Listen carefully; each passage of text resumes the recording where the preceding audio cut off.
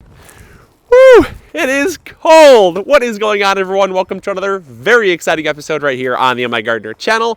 It is a cold one, but we are out in the garden today. We are going to be doing a lot of gardening indoors very, very soon, so don't worry. That content is coming up very soon. In fact, we're even going to be starting some seeds fairly soon, so it's going to be coming up before you know it. But I had to get out in the garden today to talk about a topic that was actually brought up in an email that I thought was such a good question, and it was worded basically, even though it's wintertime, do I still have to water? And my response was, I'll film a video on it and I'll link you, because I think this is a really good question that's being asked. So we do have snow on the ground. Snow is frozen water, but we also do have live plants still in the ground. We have things like our orchard, our garlic that we planted in the fall, thyme, sage, oregano, mint, you name it. We got a lot of plants still in the ground, even stuff like strawberries. And those plants do need water, but the problem is when snow is frozen and it's this cold, they don't uptake any water. So if it's this cold and you still have snow cover on the ground, watering your plants is not necessary. You don't have to worry about it, because when it's this cold, the plants actually shut down the ability to take up water, because if they did and then it got cold really quickly, it would risk actually rupturing cells in the plant. You hear of like trees popping. This is a real thing. Like if it gets super, super cold and you have a warm spell and then a really cold spell, the trees will uptake water up into their limbs, and then what happens is the cold actually freezes really quickly, and it's like almost like a pop can, right? If you throw a pop can in the freezer, that pop can has the can itself is like almost like a little. It's just like a little barrier, and when the water freezes, it needs to escape that barrier, right? And so it builds up pressure, and then it just pops. Well, the same thing can happen with trees. So they have a kind of a built-in safety mechanism that when it's this cold, they don't actually uptake any water. So I wouldn't worry about it too much in weather like this. It's 10 degrees right now. So yes, it is fairly cold, but the sun does feel quite nice on my face. And I do this for you guys, obviously. So make sure to hit the like button, because this would not be my first preference to come out here when it's 10 degrees, but I do love bringing you guys along for these fun videos. So, like I said, in weather like this, not necessary at all. Don't worry about it. However, if you're in kind of a fringe zone where you're kind of experiencing some warming weather, and the snow is melting, the soil is starting to thaw, that is where, if you do not have any rain in the forecast, it is very important to actually give some water. The reason why is because these plants are alive, and regardless of if they're dormant or not, the roots can actually start to dry out. And when they dry out, that's where they start suffering from some damage. So now that you know that, yes, it is important to water under certain circumstances, let's talk about how much to water. So behind me, I have my lavender as well as the garlic that I just planted. And for small plants like this, you don't have to water that much. And the reason why is because they're smaller plants. They don't need that much water, and their water consumption is actually dropped by about 75% when the weather is at or near freezing. And so because of that, you really don't have to water all that much. So basically, whatever you'd water during the summer, during the main months, you can decrease that by about 75%. So for us, in our garlic bed, we might only water that maybe once every 2 weeks or so. And when we do water, we might use a total of maybe about 3 to 5 gallons. So just kind of roughly about that much, 3 to 5 gallons on that bed. And so you can basically say, well, if I need to water, I can drop the water consumption by about 75%, and I should be watering roughly maybe about a gallon or so on that bed. And that's that's kind of a good reference to use. It's not like, it doesn't have to be treated like the gospel truth. It's just kind of a good guide to go by. So the other thing too is not watering too much. If I were to water my garlic bed with, say, 5 gallons of water right now, the problem is during cold weather, water doesn't evaporate as fast. And because the soil is already it already has some moisture content still in it, you don't want to oversaturate the soil, because then if you do, and it doesn't evaporate as fast, where does it go? Well, it just stays in your soil. And that's how you can end up with rot. Rot bacteria and things like mold and fungus loves just kind of like cool, cold, damp soil, and that's where it thrives. And so the biggest mistake you can make is overwatering. But yes, it is important to water your plants. Believe it or not, it is important to water your plants. But like I said, only if the snow was gone, and only if we'd had about a week or two with no rain and the soil was starting to thaw. Even in winter like this, even I think 2 or 3 days, it's supposed to be up in the high 30s. So all of the snow will melt.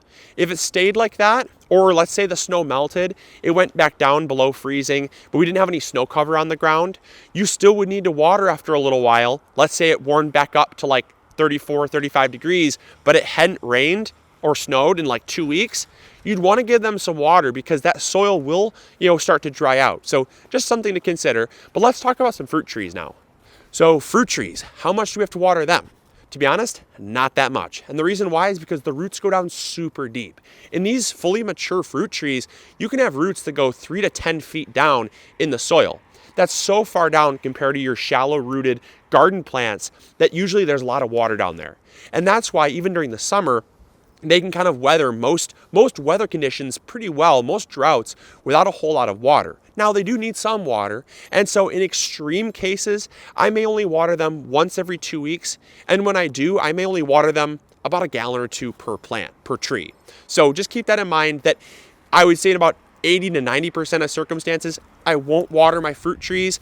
I will probably start to water some of my garden plants because those will dry out a lot quicker because the top of the soil dries out so much faster.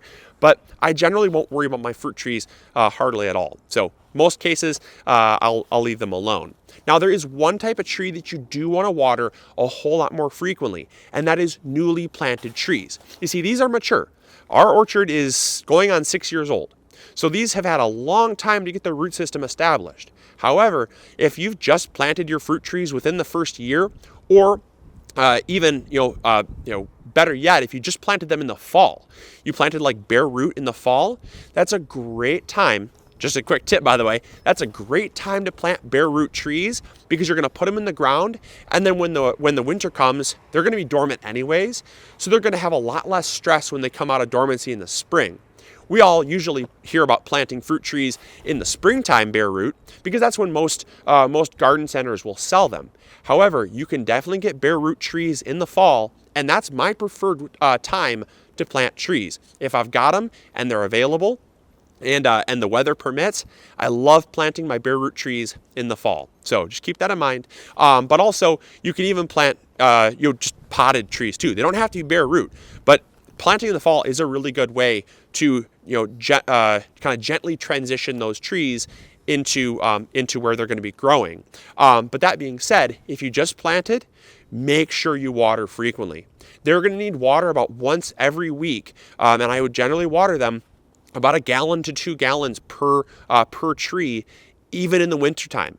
And that's because if the snow is gone and they're exposed to dry soil, those tender young root tips, the root tips that are eventually going to create a bigger root system and pull that plant out of dormancy in the springtime, it is very important to keep those watered. A lot of people forget about them and they just keep them in the soil. And unfortunately, if you forget about it too long, that damage can take hold and ultimately end up killing the tree. So you don't want to do that, but that is one of the most common reasons why newly planted trees end up dying. And this doesn't apply just to fruit trees, by the way.